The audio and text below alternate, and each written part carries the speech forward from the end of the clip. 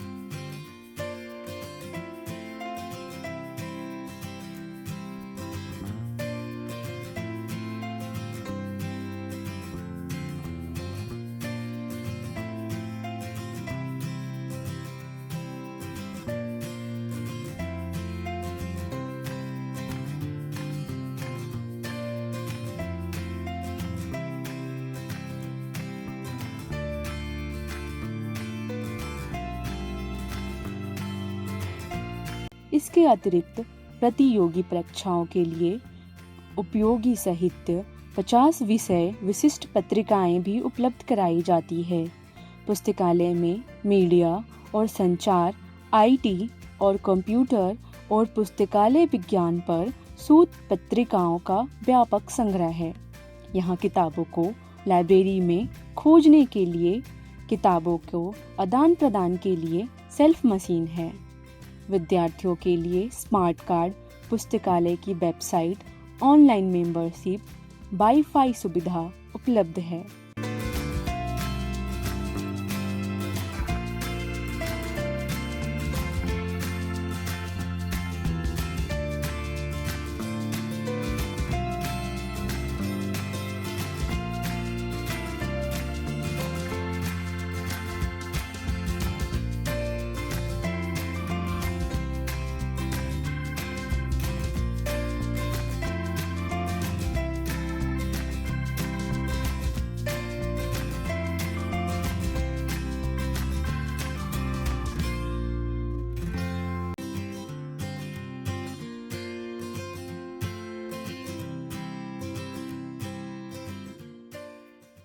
तो चलिए पुस्तकालय से जुड़ी और जानकारी के लिए डॉक्टर आरती सारंग मैम से बात करते हैं। क्या कोई एक्टिविटीज़ हैं जो लाइब्रेरी की तरफ से बच्चों को? हाँ बिल्कुल, लाइब्रेरी साइंस का कोर्स चलता है लाइब्रेरी की तरफ से, जिसमें स्नातक और स्नातकोत्तर स्तर पर एक वर्षीय पाठ्यक्रम है। साथ ही आप लोगों ने देखा होगा कि हम यहाँ पुस्तक चर्चा करते हैं। सरस्वती पूजा की जाती है वसंत पंचमी के दिन, जिसमें निराला जयंती भी मनाई जाती है। और विश्व पुस्तकालय की तरफ से एक सर्वश्रेष्ठ रीडर, सर्वश्रेष्ठ पाठक का एक हम पुरस्कार भी देते हैं, जो पूरे साल भर में जो भी बच्चा पुस्तकालय को उपयोग कर रहा है तो उसको हम सर्वश्रेष्ठ पाठक का पुरस्कार भी देते हैं, जिसमें हम लोग पुस्तकें उस बच्चे को देते हैं। और समय समय पर और भी गतिविधियां पुस्तकालय द्वारा बच्चों के लिए जो भी उपयोगी है, और आगे भी हम अब इस चीज़ को और बढ़ाएंगे। हम अभी नेक्स्ट हमारा वो है कि हमारे लाइब्रेरी में जो भी रेयर कलेक्शन है, हम उसकी एक एग्जीबिशन बहुत जल्द करने वाले हैं। आने वाले समय में आप क्या परिवर्तन देखना चाहती हैं? हाँ, परिवर्तन ये देखना चाह रही हूँ मैं कि जो भी जैसे एक चीज़ है कि हम जो भी टेक्नोलॉजी है उसको हम उपयोगिता के लिए जितना ज़्यादा से ज़्यादा यूज़ कर सकते हैं, क्योंकि समय की हमको बचत करना है। तो जो भी सॉफ्टवेयर है हमारे यहाँ ऑटोमेशन है, हम डिजिटाइजेशन की तरफ ज़रूर जाएंगे। हमारे यहाँ जो क्लिपिंग सेक्शन है उसका ये काम शुरू भी हो चुका है, उसमें आधा काम हो चुका है। और जो भी आप लोगों ने यदि देखा होगा तो वहाँ पे उस सेक्शन का हम लोगों ने आधा काम कर चुके हैं, आधा और हमारा बचा है। तो बच्चे आज के डिजिटल युग में ई बुक्स की तरफ ज़्यादा आकर्षित हो रहे हैं, तो मतलब किताबों की ओर उनका रुझान कैसे हो, इस पर आप क्या कहना चाहती हैं? देखिए, ये आप बिल्कुल सही बात बोल रहे हो कि आप एआई का ज़माना है और इसमें बच्चों की रुचि, जो भी हमारे यहाँ के छात्र हैं, बहुत छात्र क्या, आप ऐसे भी नॉर्मल यदि हम देखें तो लोगों की रुचि थोड़ी कम हुई है। परंतु यदि इसको हम दूसरे पक्ष में देखें तो इस चीज़ को सभी लोगों को समझना पड़ेगा कि जो किताबों में लिखा है और जो हम किसी भी नेट में किसी भी माध्यम से हम देख रहे हैं, तो उसकी हमको ऑथेंटिसिटी की हम एकदम गारंटी नहीं ले सकते। और जो शब्दशः किताबों में लिखा हुआ है उसको हम ये मानते हैं कि वो ऑथेंटिक है।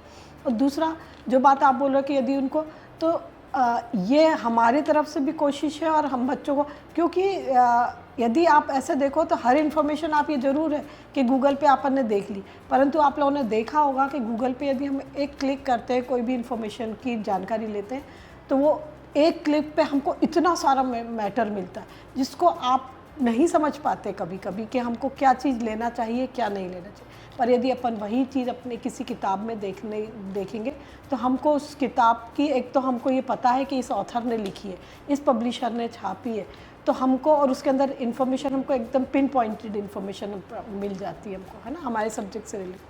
तो मैं तो यही कहूँगी कि, और ये एक चीज़ और है कि जो पढ़ने का जिसको मतलब, यदि आप जब किताबों की खुशबू और किताबों के साथ में जब आप रहते हो तो जो उसका आनंद है वो शायद हम नेट के थ्रू नहीं ले सकते।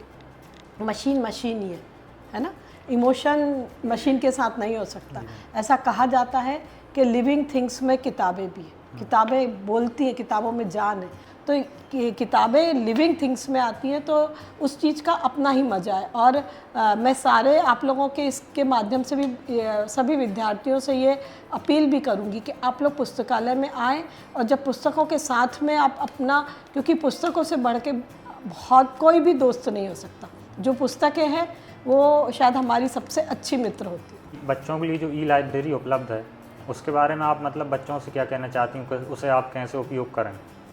देखिए, ये तो एक बहुत महत्वपूर्ण सवाल है कि क्योंकि अभी हमारे यूजीसी ने एक one nation one subscription ONOS एक पॉलिसी लेके आए हैं, जिसके अंदर पूरे देश के अंदर एक ही प्लेटफॉर्म पे सारे मैगजीन्स, सारे जर्नल्स आपको उपलब्ध होंगे।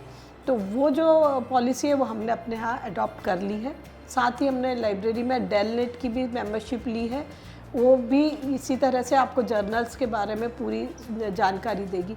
तो जो ई लाइब्रेरी है, क्योंकि हमको टेक्नोलॉजी के साथ में बिल्कुल कदम से कदम मिला के चलना पड़ेगा, आज के समय की मांग है, तो इसलिए, और क्योंकि जब हमको वो जो चीज़ केवल नेट पर ही मिल रही है उसको तो हमको नेट के थ्रू ही पढ़ना पड़ेगा। इस सुविधाओं की वजह से कोई भी किसी भी स्थान से पुस्तकालय में उपलब्ध किताबों की जानकारी प्राप्त कर सकता है। पुस्तकालय में कुछ कक्षों में प्रवेश और निकास के लिए सेंसर सिस्टम लगाए गए हैं। कुल मिलाकर समय के साथ चलते हुए पुस्तकालय पूरी तरह से हाईटेक हो चुका है। पुस्तकालय में उपलब्ध किताबों की बात करें तो पुस्तकालय में 38,142 किताबें उपलब्ध हैं, जो कि अनेक विषयों को कवर करती है, जैसे कि हिंदी साहित्य, अंग्रेजी साहित्य, पत्रकारिता, computer, management, coding, research management, self help, धर्म, इतिहास आदि और भी अनेक तरह की किताबें नालंदा केंद्रीय पुस्तकालय में उपलब्ध है। वही नालंदा सेंट्रल पुस्तकालय में 31 पत्रिकाएं, 28 शोध पत्रिकाएं, 37 समाचार पत्र नियमित रूप से आते हैं। कुछ चुनिंदा पत्रिकाएं की बात करें तो इंडिया टुडे, कुरुक्षेत्र, कैरियर 360, गृह शोभा, दृष्टि, प्रतियोगिता दर्पण, योजना, ऑर्गेनाइजर जैसे प्रमुख पत्रिकाएं भी शामिल हैं।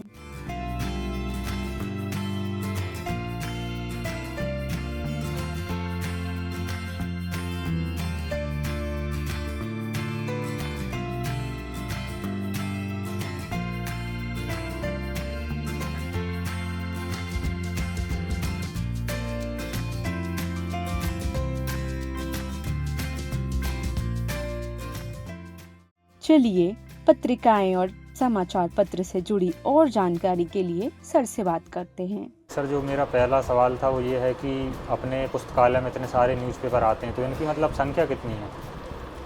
हमारी यूनिवर्सिटी की लाइब्रेरी में 34 न्यूज़पेपर्स आते हैं, जो रीजनल मतलब भोपाल के स्थानीय हैं और राष्ट्रीय संस्करण दिल्ली वाले। और इसके अलावा सर, जो अपने पुस्तकालय में जो न्यूज़पेपर सेक्शन के वहाँ पे जो स्मृति कक्ष बना हुआ है, तो ये कक्ष किसके लिए है?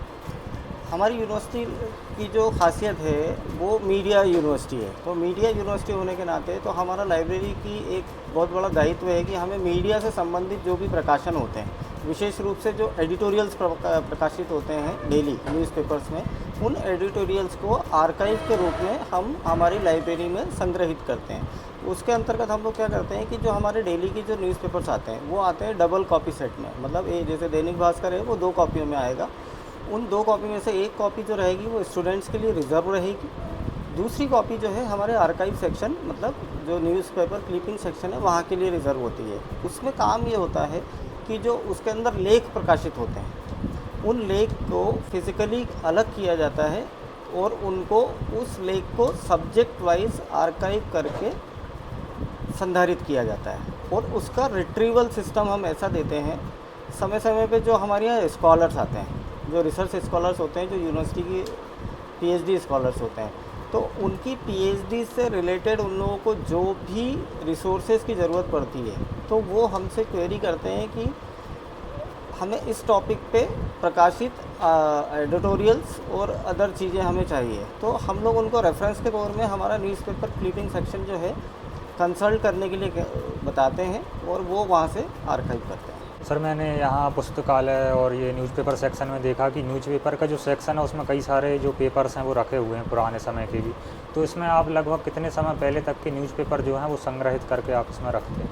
मैं आपको बता दूं कि यहाँ पे लाइब्रेरी में नालंदा केंद्रीय पुस्तकालय में 5 वर्षों के जो न्यूज़पेपर होते हैं करंट ईयर को मिला के, उन 5 वर्षों के न्यूज़पेपर का हमारे पास संग्रह होता है। उस संग्रह का मेन मुख्य उद्देश्य यही है कि जो शोधार्थी होते हैं, शोधार्थियों के लिए अपने रेफरेंस प्रूफ करने के लिए उनको कहीं ना कहीं आवश्यकता होती है उन न्यूज़पेपर्स की, तो उस उद्देश्य से हमारे यहाँ उन न्यूज़पेपर्स का संग्रह रहता है।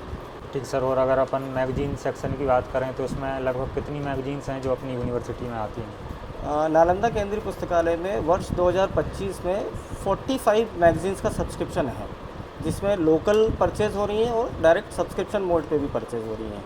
इसके साथ ही हमारे पास 40 रिसर्च जर्नल्स भी हैं जो अलग अलग सब्जेक्ट पे हैं। ठीक है सर, धन्यवाद।